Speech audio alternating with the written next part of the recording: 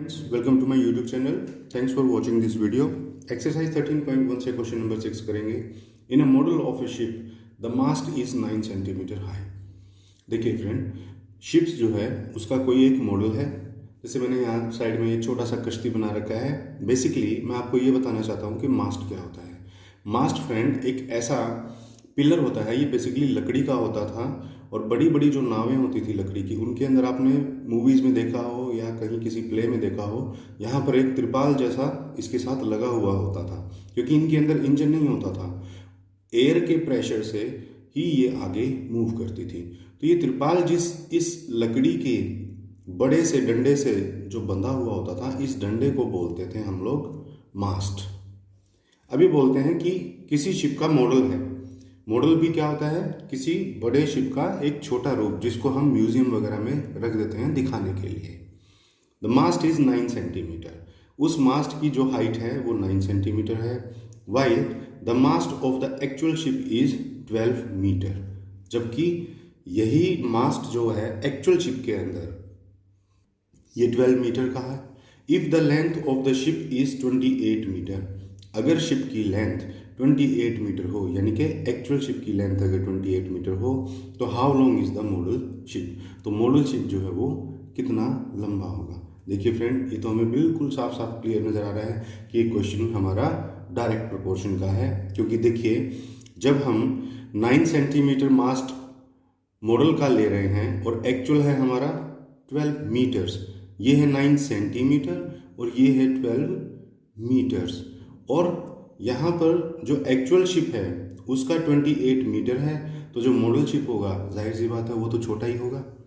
तो इसीलिए ये एक डायरेक्ट प्रोपोर्शन का क्वेश्चन है. देखिए, मॉडल के अंदर 9 सेंटीमीटर है, एक्चुअल के अंदर बड़ा है. तो एक्चुअल के अंदर बड़ा है तो मॉडल के अंदर क्या होगा? छोटा ही होगा. तो देखिए, मान लीजिए मास्ट हाइट मेरे को दे रखी है इसके अंदर 9 सेंटीमीटर और एक्चुअल में जो हाइट है वो है हमारा 12 मीटर्स.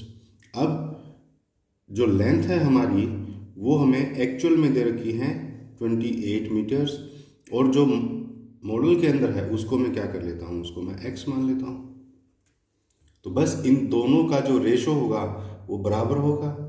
बस यही हमको एक इक्वेशन के अंदर ये वैल्यूज रख देनी है, हमारे पास x की वैल्यू आ जाएगी. तो सबसे पहले तो हम यही लिखते हैं कि जो हमने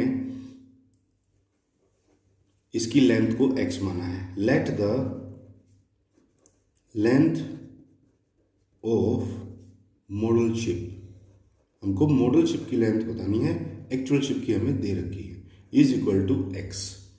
अब हम लिखते हैं वी नो दैट, क्योंकि बताना तो पड़ेगा ना ये डायरेक्टली प्रोपोर्शनल हुआ कैसे. We know that the lengths of model ship, the lengths of model ship and actual ship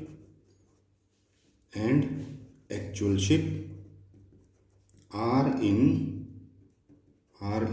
direct proportion. कि ये दोनों ही जो हैं वो डायरेक्ट प्रोपोर्शन के अंदर हैं.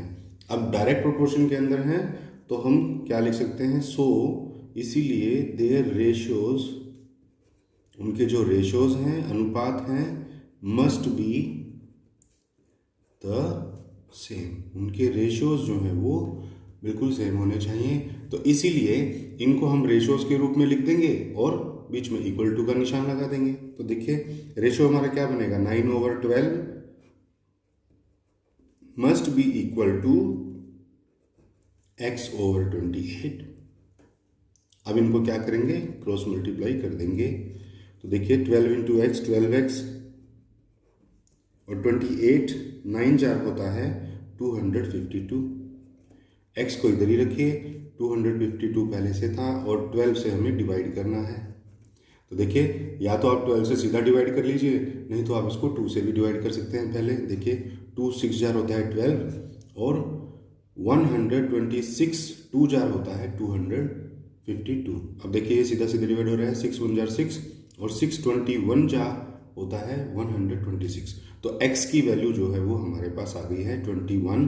और ये मॉडल शिप की लेंथ है, तो मॉडल शिप की लेंथ हम सेंटीमीटर के अंदर लेकर के हैं, तो ये हमारा सेंटीमीटर के अंदर आंसर आ जाएगा।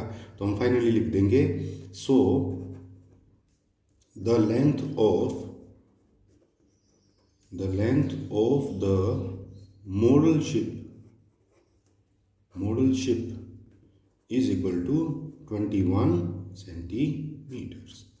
फ्रेंड सीधा सीधा डायरेक्ट प्रोपोर्शन का सम था ये। डायरेक्ट प्रोपोर्शन के अंदर हमें सिर्फ इतना करना होता है कि हम दोनों एंटाइटीज के रेशियोज को एक दूसरे के इक्वल रखते हैं बस, और फिर उनके बाद इन एंटाइटीज को क्रॉस मल्टीप्लाई करके वेरिएबल की जो है वो वैल्यू हम निकाल देते हैं। तो फ्रेंड ये था क्वेश्चन नंबर 6। आई होप आपको अच्छे से समझ में आ गया होगा। तो फ्रेंड क्वेश्चन नंबर 7 के लिए मिलते हैं नेक्स्ट वीडियो में। तब तक के लिए थैंक यू।